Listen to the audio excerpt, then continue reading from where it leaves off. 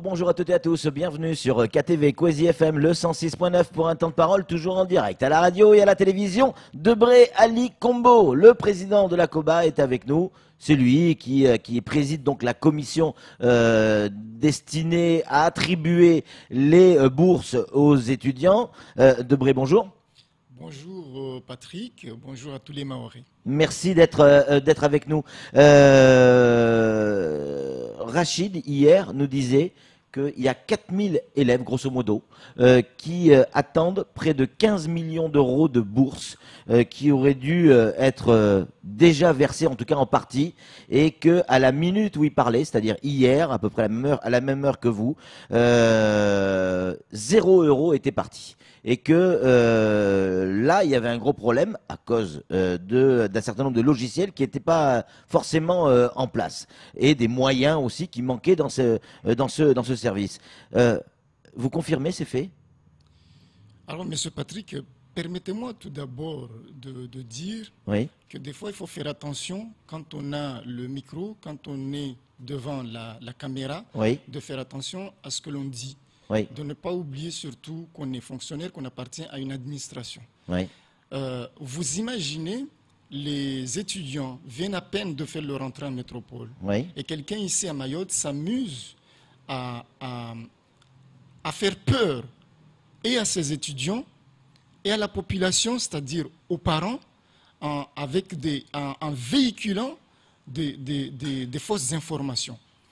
Moi, je voudrais juste poser une question. Au jour d'aujourd'hui, comme il dit, à l'heure où on parle, est-ce que le CROUS a versé 1 euro de bourse aux étudiants? Ce sera 1er octobre, enfin début octobre. Voilà. Et est-ce qu'en métropole, on est en train de crier au scandale parce qu'on est le 19 septembre et que les étudiants ne sont pas payés? Oui, sauf que l'année dernière, l'année dernière, on a attendu le mois de mars. De quoi l'on parle? Il n'y a pas de mois de mars, Monsieur Patrick. Moi, je sais, je suis le président de la COBA, ça fait quand même 3 ans, donc je sais à peu près quand même, aujourd'hui, je maîtrise ce dossier. Alors, il y a toujours un petit retard à la rentrée, parce qu'effectivement, il y a des nouveaux arrivants. Et pour ces nouveaux arrivants, il faut créer des immatricules. Et à la fois à la DPSU, mais aussi à la PRI, puisqu'il n'existe pas. Vous voyez? Oui. Là, il y en a 1300, a priori, grosso modo. Non, mais Monsieur Patrick, nous, notre credo, c'est de se dire que chaque année, il faut qu'on s'améliore. Si vous avez constaté, cette année, on a eu 6 mois d'ouverture du site, il n'y a pas eu de bug. Et c'est ça, ce que moi, je retiens, cette amélioration. Vous voyez? Et j'en profite, pendant que j'ai le micro, de vraiment remercier les gestionnaires de la DPSU qui se sont mis en diapason, qui ont accompagné le nouveau règlement et qui se sont aussi inscrits dans ces améliorations. C'est-à-dire qui ont accepté de faire des journées de formation pour justement être prêts quand il faut faire le basculement de l'ancien au nouveau règlement. Vous savez, hier, on a eu une COBA. Oui, quand je vous ai au téléphone, vous étiez en commission du reste. On a vu à peu près 400 dossiers, Monsieur Patrick. Et la COBA, on l'a tenue en 2h30. Mais tout ça, ça fait partie de ces améliorations. Parce que l'année dernière, figurez-vous, on commençait une COBA à 8h30, on en finissait à 15h. Vous voyez? Donc aujourd'hui, à l'heure où vous parle, comme on veut le dire, depuis lundi, il y a tout un travail qui a été commencé par les services informatiques. C'est-à-dire le paramétrage de la partie qui permettra de procéder au paiement. À l'issue de ce paramétrage qui est censé se terminer vendredi, les agents doivent se mettre en formation. Mais si quelqu'un bloque, bien entendu qu'on aura du retard.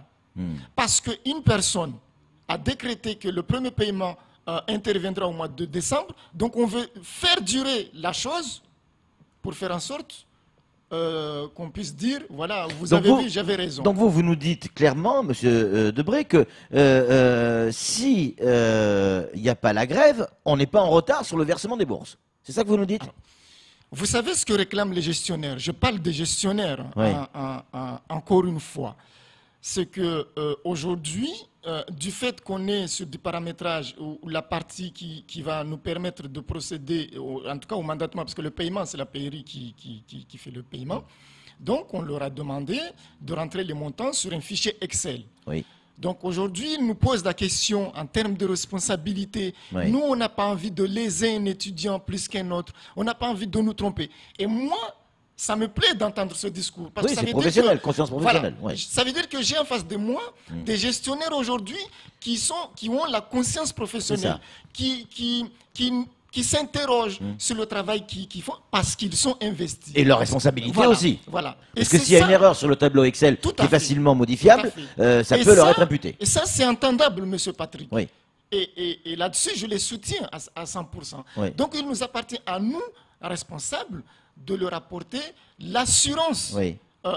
qu'il faut pour qu'ils puissent se mettre au travail. Moi, vous savez, c'est ce qu'ils attendent. Je parle des gestionnaires. Je ne parle pas de quelqu'un ou d'autres personnes qui sont là, qui réclament des choses aujourd'hui, Oui. qui sont dans l'illégalité. Parce que les 13 jours de congé, aujourd'hui, il faut se dire, on est dans le droit commun. C'est illégal d'aller réclamer des trucs. Mais je voudrais poser la question à la personne qui était là hier. Rachid Saïd. Il était où quand le travail sur le nouveau règlement intérieur du département était en train d'être ficelé? Vous savez, le nouveau règlement a été adopté il y a déjà presque un an. Et c'est vrai. aujourd'hui, en tant que syndicaliste, vous venez dire que les agents de la DPEC bénéficiaient de 13 jours de congé, mais vous étiez où? Oui. Ben, il y a eu un préavis quand même.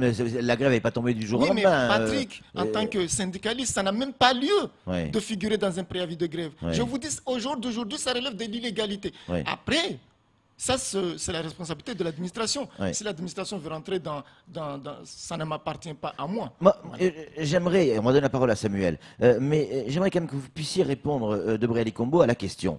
Est-ce que si la DPSU, ex-DASU, n'était pas en grève aujourd'hui, est-ce qu'on serait à l'heure pour payer les bourses? Et si oui, quand est-ce qu'elles doivent être payées normalement?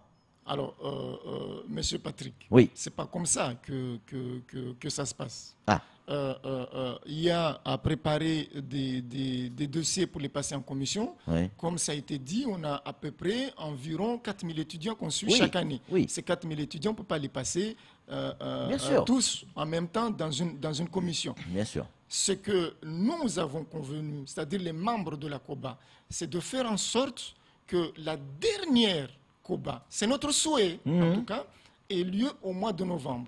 Ça D'accord. veut dire qu'on se laisse de la marge au mois de décembre, de revoir les dossiers, les recours, les dossiers compliqués.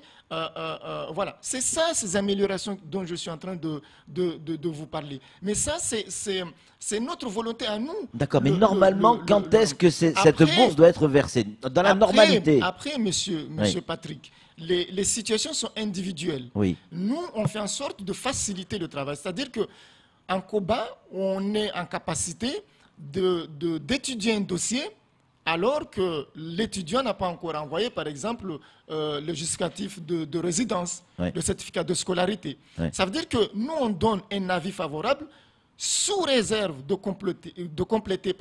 Ça veut dire que le jour où l'étudiant envoie son certificat de scolarité ou son justificatif de résidence, le dossier n'a plus besoin de revenir en COBA, ça veut dire qu'il a été déjà vu et on met en paiement. Mais mettre en paiement, c'est comme vous et moi. On est payé une seule fois dans le mois. Donc, des étudiants qui retardent à envoyer leur justificatif, par exemple, il l'envoie le 15, il ne sera pas payé le 16. Non, mais Parce que là aussi, ça évidemment, fait confusion. évidemment. Mais par Et vous contre- répondez pas à la question, hein. Non, mais je vais vous répondre, monsieur Patrick. Nous, on a tablé pour un premier paiement fin octobre. D'accord. Donc, ça veut dire qu'on souhaite aussi s'aligner aussi par rapport à ce qui se fait au niveau de la métropole. D'accord. Mais bien Donc, premier paiement fin octobre. Voilà. Mais bien entendu, ces dossiers-là, il faut les préparer. Voilà. Est-ce que, et je la repose cette question, le fait que la DPSU, soit en grève aujourd'hui va retarder ce premier paiement à la minute où on parle? Parce que là, on parle pas on parle de gamins qui sont en métropole et qui en ont besoin, on le sait. Hein. Je connais je sais que vous connaissez. Bien entendu, si on ne commence pas, mais je sais où réside la difficulté. Comme je vous l'ai dit, aujourd'hui, les gestionnaires ont besoin qu'on les rassure. Oui. Que leur responsabilité ne serait pas engagée sur le tableau Excel. Nous, les responsables, qu'on tienne compte de la situation dans laquelle on fait ce travail. Et moi, je suis disponible à les rencontrer.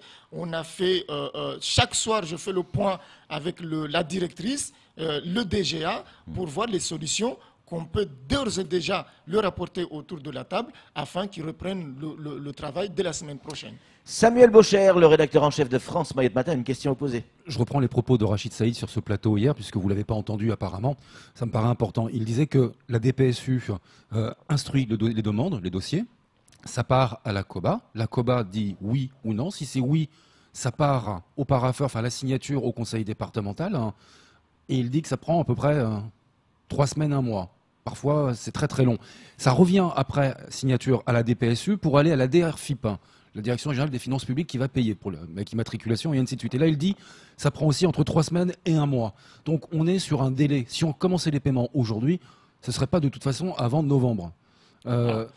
Est-ce que vous confirmez ce processus? C'est cette manière de penser où moi je l'ai entendu dans ces interventions maître première, où vous dites le travail du logiciel n'a même pas encore été commencé, mais vous savez déjà qu'on paiera en décembre. Donc il faut aussi être cohérent dans ce qu'on dit. Vous savez, ce complément de bourse, c'est de l'argent public. Heureusement, moi, ça me rassure qu'on dise qu'il y a tout un circuit pour vérifier que la personne ou les décisions sont les bonnes. Après, ça prend 3 semaines. Bien entendu que non.